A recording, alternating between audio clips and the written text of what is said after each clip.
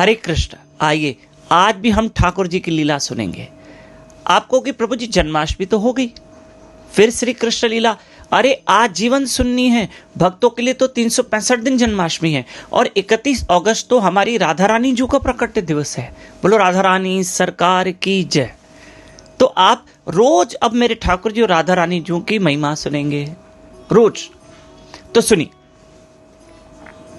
अब जब भगवान श्री कृष्ण वृंदावन से मथुरा गए और कंस का उद्धार किया, माता देवकी और वसुदेव महाराज जी को कंस ने कारागृह में बंदी बना दिया था, भगवान ने उनको मुक्त किया। फिर अब कृष्ण मैया के पास ही रहने लगे। तो माता देवकी ने कहा, कान्हा तू जो वृंदावन से वस्त्र पहनकर आया था वो वस्त्र कहां है, लाओ तो मैं धो दूं। बोले ना मैया, मैं वो वस्त्र आपको नहीं दे सकता। अरे लाला, वो वस्त्र मैं धो देती हूं, आप फिर से धारण करना। नहीं मैया, उन वस्त्रों को धोना नहीं। पर क्यों? लाला अगर धोंगी तो फिर धो के आपको दे दूंगी, फिर आप वस्त्र धारण करके आप धारण कर सकते हो। बोले ना मैया, मैं वो वस्त्र नहीं दे सकता। पर क्यों? क्योंकि उसमें वृंदावन की धूल लगी हुई है, वृंदावन की रज लगी हुई है, उन वस्त्रों में वृंदावन धाम की रज लगी हुई है।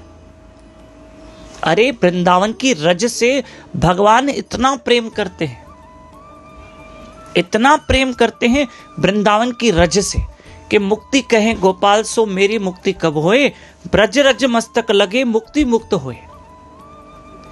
भाई मुक्ति देवी एक दिन भगवान कृष्ण से कह रही कि मेरी मुक्ति कब होगी, तो भगवान कृष्ण ने कहा, हे मुक्ति देवी तुम वृंदावन जाओ और वृंदावन जाके वृंदावन की जो रज है वो अपने मस्तक पे लगाओ, तो तुम्हें भी मुक्ति मिलेगी। सोचो वृंदावन की रज की कितनी महिमा है, कितनी महिमा है।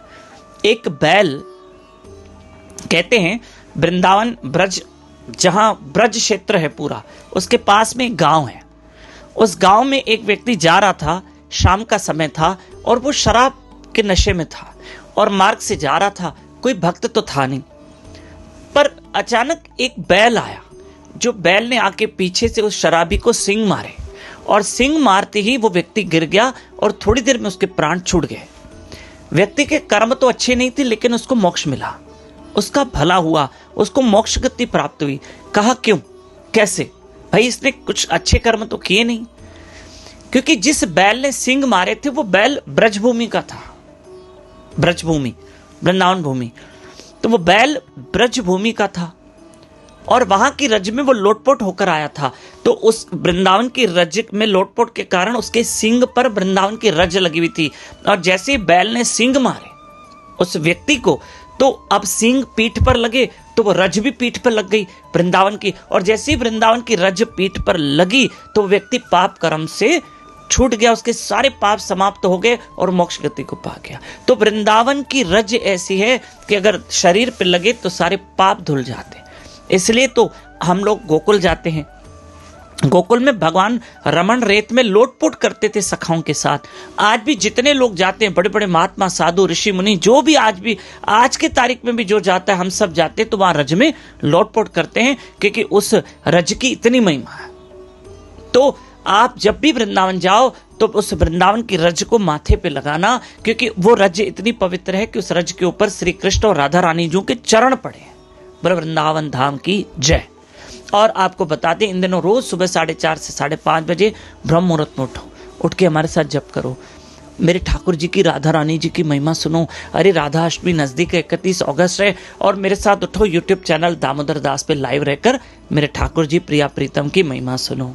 हरे कृष्ण। और नागपुर में ही हम कल गुरुवार के दिन शाम को 6 बजे श्री कृष्ण का छठी उत्सव मना रहे हैं। महाप्रसाद की व्यवस्था है दयानंद पार्क के सामने मुक्ति धाम में, नागपुर में मुक्ति धाम स्थान है, वहां पर मना रहे हैं। हरे कृष्ण।